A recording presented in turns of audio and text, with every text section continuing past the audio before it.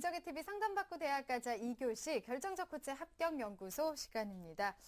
올해 수능이 좀 쉽게 출제가 되면서 대학의 그 동점자 처리 기준도 변수로 떠올랐다고 하는데요. 자세히 좀 살펴보겠습니다. 어떨까요, 선생님? 네, 그렇습니다. 올해 정시 같은 경우에 대부분 수능 중심의 전형이고요. 그리고 쉬운 수능으로 상위권의 경우 변별력 상실 논란까지 있는 상황입니다. 그만큼 동점자가 많이 발생할 것으로 보이는데요. 이처럼 올해는 동점자 발생이 가능성이 높아진 만큼 지원 대학별로 동점자 처리 기준도 반드시 좀 꼼꼼하게 확인을 좀 하셔야 되겠습니다. 네, 자 그러면 그 지원 대학별 동점자 처리 기준은 어떻게 살펴볼 수 있을까요? 네, 우선 동점자 처리 기준을 먼저 잘 살펴봐야 할 대학은 바로 수능 100% 반영 대학들입니다.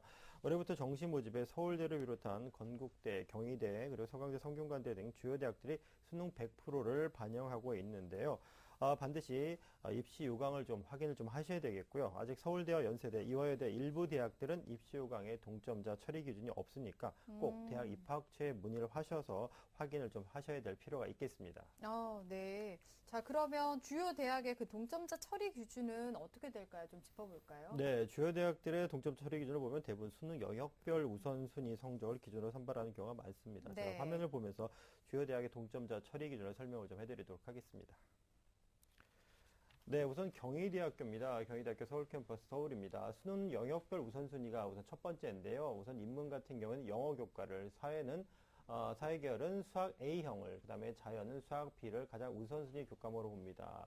이렇게 해도 동점자가 나온다면 두 번째는 최근에 졸업한 학생을 그래도 동점자가 생긴다면 연소자를 두는 동점자 처리 기준을 가지고 있습니다. 건국대 같은 경우에는요, 동점자가 생긴다면 총점이 높은 자가 우선순위고, 그 다음에 영어, 수학, 그리고 국어 순위입니다. 그리고 우선순위를 적용한 후에도 동점자가 생긴다면 전원을 합격시킬 예정이라고 합니다. 서강대 같은 경우에는요, 인문 계열은 국어, 수학, 영어를 합산한 성적이 우선순위가 되겠습니다. 그래 동일하다면 수학, 그리고 국어, 사회탐구 순위 되겠고요. 자연과정 같은 경우에는 국어, 수학, 영어 합산 동일하죠. 인문과 동일한데요. 수학, 국어, 그 다음에 마지막에는 과학탐구 순으로 동점을 처리할 예정이라고 합니다. 성균관대학교 같은 경우는 인문자율 계열 둘이 공이 수학, 영어, 국어, 탐구입니다. 탐구는 두 개 과목 평균을 하고요.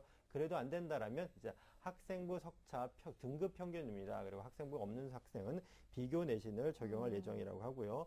중앙대 같은 경우에는 인문은 수학, 국어, 영어, 그리고 자연은 수학, 과탐, 영어 순으로 동점자를 처리할 예정이고, 마지막으로 한국외대 같은 경우에는 수능 반영 총점을 우선순위로 두고, 그 다음은 영어, 국어, 수학, 그리고 사회 또는 과학탐구 성적 우수자를 동점자 처리 기준으로 두고 있습니다. 네. 대학별 그 동점 처리 기준을 좀 짚어봤는데요. 그러면 동점자가 많을 때는 그럼 어떻게 처리될까요? 네, 동점자가 많을 경우에 이제 문제가 될 텐데요. 학생부 성적을 반영하는 대학 같은 경우에는 학생부 성적이 최종 당락을 가를 변수가 될 가능성이 높습니다. 그래서 본래 정시에는 학생부 반영 비율이 높지 않지만 수능 성적이 이렇게 동점이 많을 경우에는 학생부 성적을 합산해서 유불리가 발생하기 때문에 아직 기말고사 아직 안 본 학생들도 있고 지금 진행이 되고 있는 학교들도 있을 텐데요. 이 기말고사 조금 마지막까지 최선을 다해서 준비를 좀 했으면 좋겠습니다. 네, 끝까지 우리 학생들 긴장을 놓지 말아야겠습니다. 자, 결정적 코치의 합격연구소 시간이었고요. 3교시 상담 이어가겠습니다.